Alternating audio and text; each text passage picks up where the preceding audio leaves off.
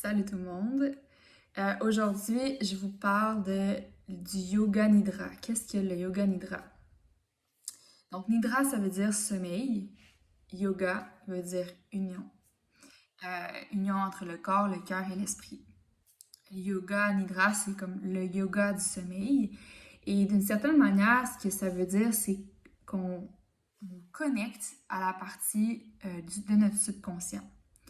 Donc, quand on regarde le yoga, on veut unir les polarités. On unit le masculin, le féminin, on unit le monde conscient, donc tout ce qu'on a accès avec notre réalité autour de nous, et le monde inconscient, qui peut s'associer à l'aspect féminin de notre être. Donc, c'est vraiment le monde subconscient, là, c'est ce qu'on n'a pas accès réellement dans notre quotidien.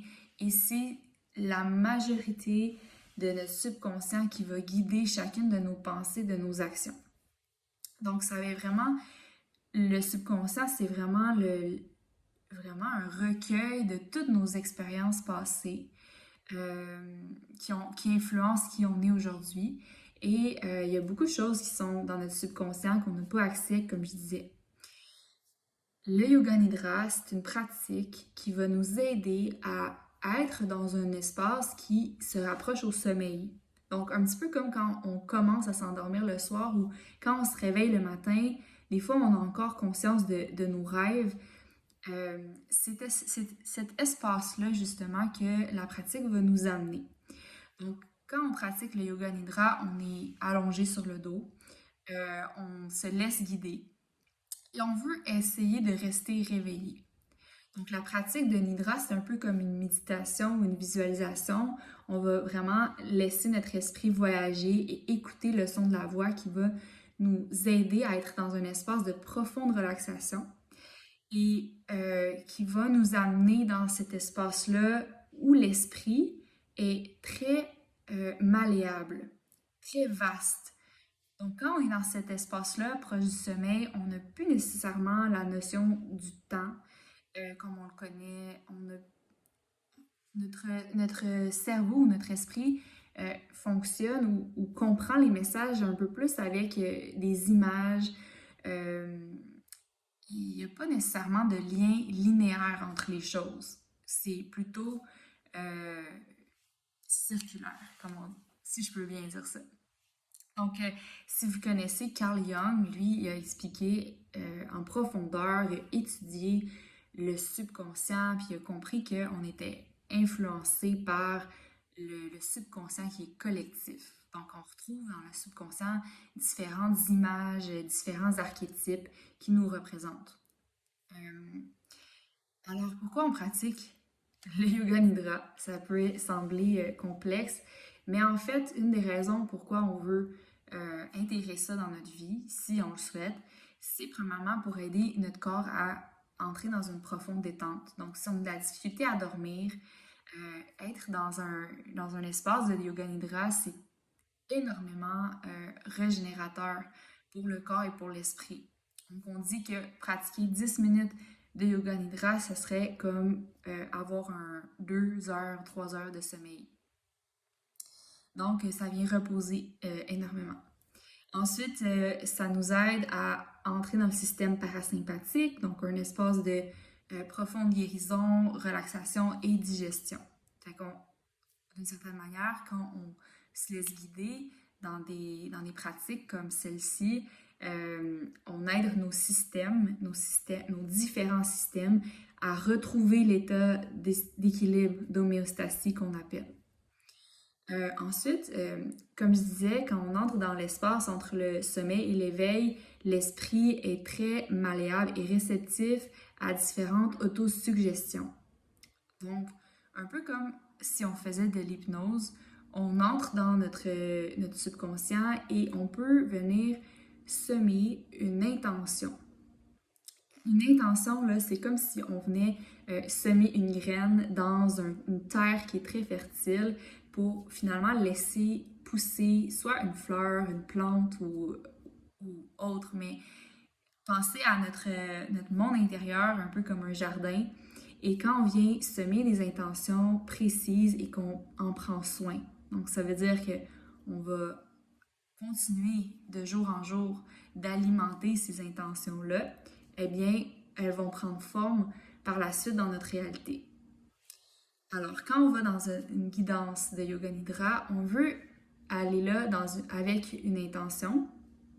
Puis je vais vous donner les 4 principes pour vraiment être clair quand vous voulez choisir une intention. Premièrement, ça va être une phrase qui va être courte, énoncée de façon positive dans le moment présent. Donc, cette phrase-là, on veut, par exemple, si je veux avoir une intention pour moi d'abondance, eh bien, je vais, plutôt que de me dire je souhaite ou j'aimerais plus tard être dans l'abondance, je vais plutôt le dire comme si c'était déjà présent. Donc, je suis dans l'abondance. Et autre chose, on doit y croire et on doit y amener une émotion positive à celle-ci. Donc, si on se dit une phrase qu'on ne croit pas vraiment, ou c'est plutôt énoncé de façon robotique, sans y croire réellement, ben ça va avoir un peu moins d'effet. Donc, on va choisir une phrase qu'on sait, qu'on peut se dire, qu'on y croit, et on y amène une émotion à cette intention-là. Ça peut être une intention d'un état qu'on veut cultiver en nous-mêmes, comme la sérénité, le calme, la joie. On pourrait choisir aussi de quelque chose qu'on souhaite vivre dans notre vie ou manifester. Et là, je suis pas en train de dire que c'est une pensée magique et que dès qu'on fait ça, on manifeste, on crée tout ce qu'on veut dans notre vie. C'est vraiment quelque chose qui est complémentaire ensuite à nos actions. Mais quand on vient faire ce genre de pratique-là, c'est vraiment propulseur. Donc, c'est comme si on vient semer quelque chose dans notre inconscient, puis après ça, c'est nos actions qui vont être alignées à cette intention-là. On va voir de nouvelles opportunités. On va choisir de porter notre attention à des endroits qui vont nous amener à vivre dans cette direction-là d'intention.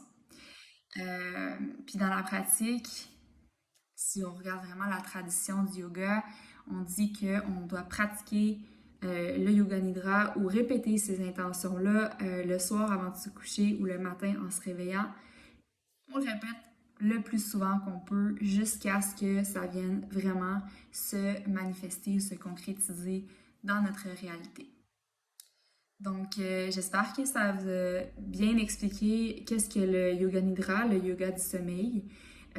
J'ai différentes pratiques de soit 15 minutes, 10 minutes, 20, 30 minutes, des enregistrements que j'ai faits pour que vous puissiez pratiquer.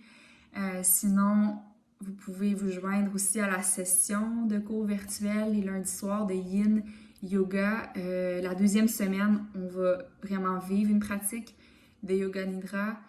Et finalement, si vous voulez pratiquer en présentiel, j'enseigne les jeudis soirs au studio Bohemia Yoga à Granby.